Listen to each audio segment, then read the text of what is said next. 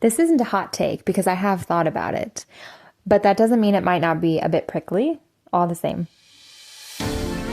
Hey lady, welcome to the Postpartum on Purpose podcast. If we haven't met, my name is Annemarie. I'm wife to James and mom to 5 beautiful kids, ages 10 and under, plus 1 miscarried baby. Here we see postpartum from birth all the way through baby's first year of life as a time of grit, growth, and grace. Hi lady, this is episode 106. As we do, let's begin with free things. By way of a reminder, free things is mental shorthand for the idea that there is always something to be grateful for and that a beautiful, rich, meaningful life is available to all of us, no matter the size of our family or our budget. Free things this past week were just tender and sweet. On Saturday, there was an opening for a brand new store. It's kind of like a farmer's market, but indoors, and it's self-serve and open like 6 a to 8 p. So they had this opening, and one of our Grandma Tribe members met us there. We didn't originally plan on that, but turned out she was going and wanted to know if anybody else she knew was going. And I said, yeah, we're going to head there.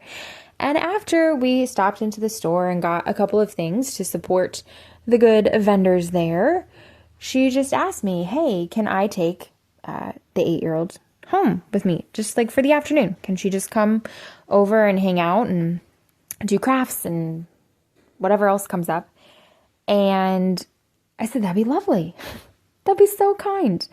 So my daughter was gone and I was expecting her back before supper. But then I got another text that said, hey, we're going to take her out to supper if that's okay with you. We're going out to wherever, Culver's, I think. And then we'd love to bring ice cream for the whole family. And that was just the nicest thing too. And so that's exactly what happened. We had supper, and then around the time we were, well, because I got on the table late, we were just starting to eat when they arrived. But after we finished eating and they watched us eat, then we all enjoyed ice cream together. And if you can believe it, that wasn't even the cherry on the cake. Cherry on top. The cherry on top was that we had new neighbors move in down the street from us, and they have 2 little girls close in age to 2 of our kids. And they came over and were playing in our yard / our next door neighbor's yard, because our next door neighbors have 3 little boys, right about the ages of our youngest 3 kids. And it was just a moment of community that filled my heart so full. And even though I know we might end up moving at some point in the next year if we could find a house, and I learned that our next door neighbors might try to move in the next year as well if they can find a house. We both would like houses that are a little bit bigger for our growing families. There's no promise about the future. There's not even a promise of tomorrow, but the fact that community was available to us for however long it lasts over the weekend was just pure gift. Chef's kiss. I was truly grateful for that. And all of that was free. That's free things. Let's talk about one small change. And we're actually going to use an example from a newly postpartum mom. She is 2.5 months out, I think, with her 3rd. And I've just been checking in on all the new moms that I know. I check in once a week and just say, hey, I'm checking on you. I don't even ask about the baby. I just ask about the mom. I want to know how she's doing. And she wrote back. She had texted the week before about just some body image stuff and how tough that can be when your clothes don't fit, but you know it's not the time yet to do any actual efforts at weight loss, right? You're getting in a groove with your routine. Sleep is still kind of a fleeting thing. Sometimes can be kind of evasive. And then also you just want to be nourished, right? Like you're breastfeeding your baby, you just want to be nourished. So the goal is not weight loss that early on, but that doesn't mean that everything always feels good or looks the way that you would like it to in terms of body and appearance. But then the next week, so last week, I got this text update, and she just said, you know what? I decided that because it feels good to move my body, I'm going to do the treadmill. I'm just going to walk on the treadmill. And since I only have about 15 minutes at a time before somebody ends up needing me, I just put it on an incline and make the most of it. And I thought, way to go, you. I put the treadmill on an incline and I make the most of it. I love that she did not accept a victim mentality, but says there's just nothing I can do. I can't even do half an hour of exercise, so I'm not going to do anything.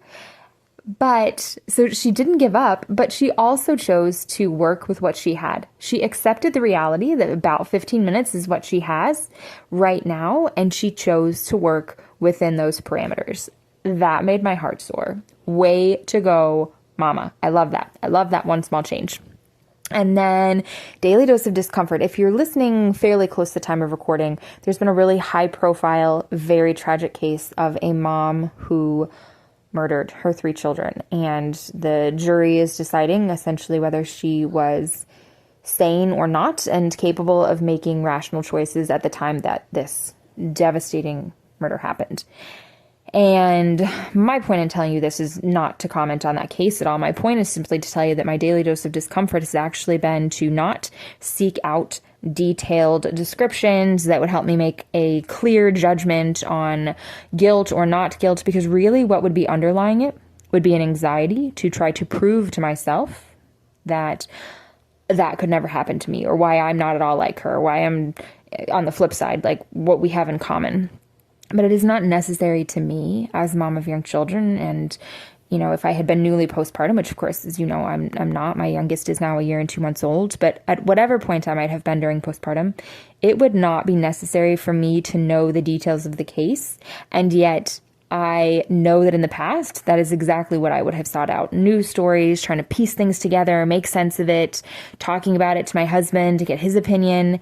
And instead, what I've just chosen to do is to pray for that whole situation, to not try to make snap judgments about it, because nobody actually needs me to have full knowledge of what justice and mercy look like in that case.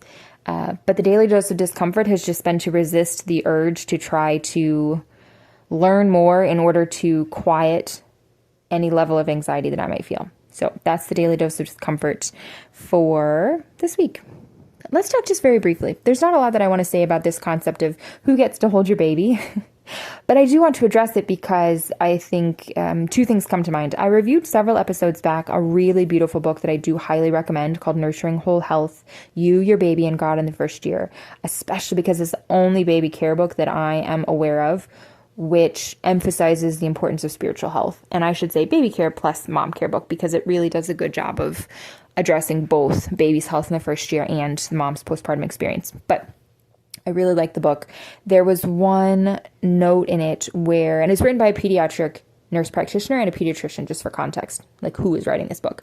But there's one note in there that essentially said, you need to ascertain the vaccination status, specifically in regards to Tdap, tetanus, diphtheria, and pertussis, or DTaP now. I can't remember what it is, if it's DTaP or Tdap it's pronounced, like which order those illnesses are listed in for the shot. But at any rate, that you need to figure out what their vaccination status is and then make some choices about who is and isn't allowed to hold your baby based on those.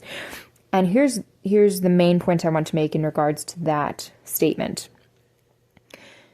You can absolutely choose to do that.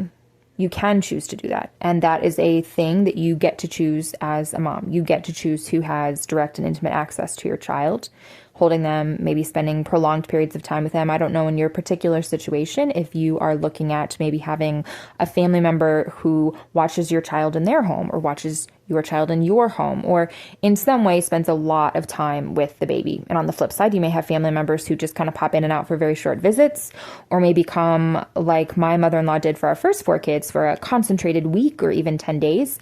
And then that's probably going to be it for a very long time. But at any rate, you are certainly able to choose that is what you want to do, that you want to ask everybody if they have had their shots, and to insist that if they are going to be around your baby for a certain amount of time or any length of time, that this is what you require in order to be around your baby. But I am proposing right now that is not the only reasonable response from a reasonable mom who cares very much about her kids. And here's the alternative that I'm going to offer for your consideration. The alternative, I think, is to accept that there are things in life that we can control and things that we can't control, or things that we don't need to control.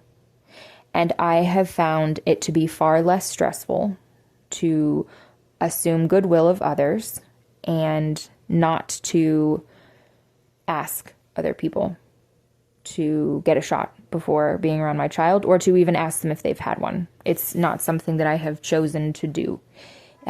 This is an area where, contrary to the internet, it's a great big use your prudential judgment, mom area.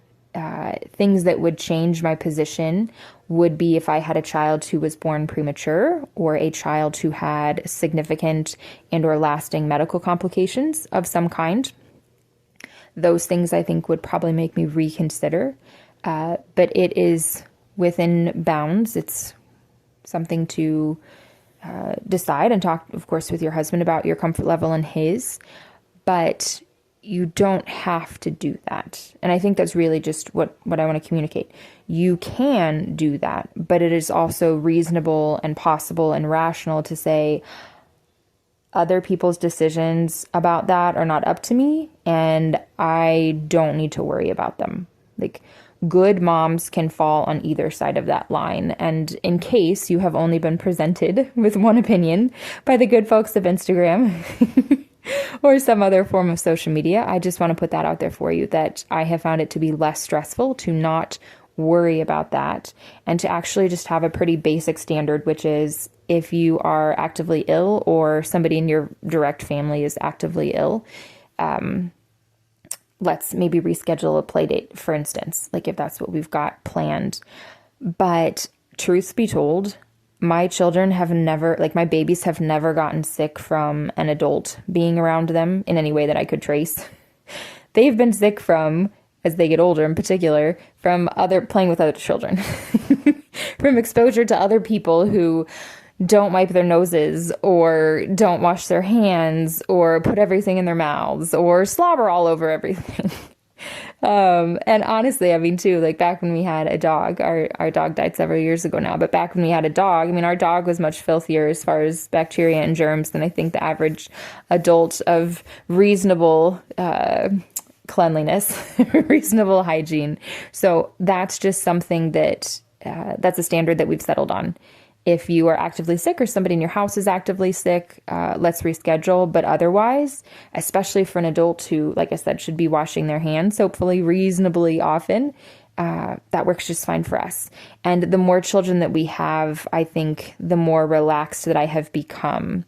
And it's funny because I was talking to, again, my next door neighbor, and she has 3 sons, all under, I think the oldest is going to be 4 very soon, because like I said, he and my third are about the same age. Or no, maybe he'll be 5. Sorry, he will be 5 soon. And she was saying that now she hands her youngest over to people who haven't even asked to hold it. She was talking about going to a soccer game, and she needed help, one kid with cleats or something. And so she just turned to the person next to her, who was, a parent at the game as well, and said, "Hey, can you hold so-and-so?" And yeah, it was no problem. It was no problem at all. But that takes me to the other thing that I wanted to just offer for your consideration. I wanted to propose to you, is this idea of other people also not being allowed to touch your baby, like strangers or people out in public. And of course, right, you and I are smart people. If somebody looks creepy or strange, you have a bad feeling in the pit of your stomach about them touching your baby's foot or hand or whatever, like, of course, you can say no. And you can also say, yeah, you can touch them with hand sanitizer or what have you. But I have just found that, first of all, in the current climate, at least around here in Illinois, not very many people are going and trying to touch my baby, right? Or get up in their face. Sometimes little kids are, and in those cases, I actually encourage them to do that, because I just have found that so few of us are exposed to babies or children. And I would love other kids to have this sense that it is so good that you want to love on this baby. It is so good that you want to get close and snuggle with them and touch. Like, it is so good that you want to be close to my baby. I might say in that case, hey, here you go. Why don't you touch her little toes? Or why don't you wiggle his little toes? Or that, that might be something that I point them to, rather than, especially because, hello, little children, maybe I don't want them shoving their fingers in the baby's mouth. But I want to have that attitude of encouragement, that attitude of welcoming in, that attitude of grace towards them and appreciation that they're appreciating my kid. But then also, our world is lonely and starves of touch.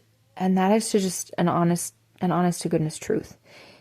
You, of course, right? You are the mom and you get to decide what level of comfort you have, or not what level of comfort. You get to decide what boundaries you have as far as other people touching your children. But I have just found over and over again that many people around us are not being touched in a loving way often, or touching other people in a loving way that often. And of all the things, we were just at Hy-Vee yesterday. We go there once a week, Hy-Vee grocery store. And we had not seen our favorite cashier for a time because, as I found out, she now works on a different day than the day we usually go. But yesterday we went a day early and we saw her. And she was just smiling and talking and so happy to see everybody. And my daughter, the baby, tried to take her hand sanitizer, like the pump of hand sanitizer that she has at the checkout for people to use. And so then we, laughed and handed it back gently. And my daughter was kind of frowning at her. And she just reached out and she stroked her hair just for a couple of seconds. But she just looked at me and she said, I can't wait for grandkids. And this lady has 4 or 5 adult children, I think, but I don't know the circumstances, but no grandchildren yet to speak of. And I just thought, Jiminy Christmas, I am so glad that she had this opportunity for connection and touch with a little baby today. This lady whose heart just yearns for grandbabies to love and to snuggle on. So, lady, again, this is up to you. You get to decide.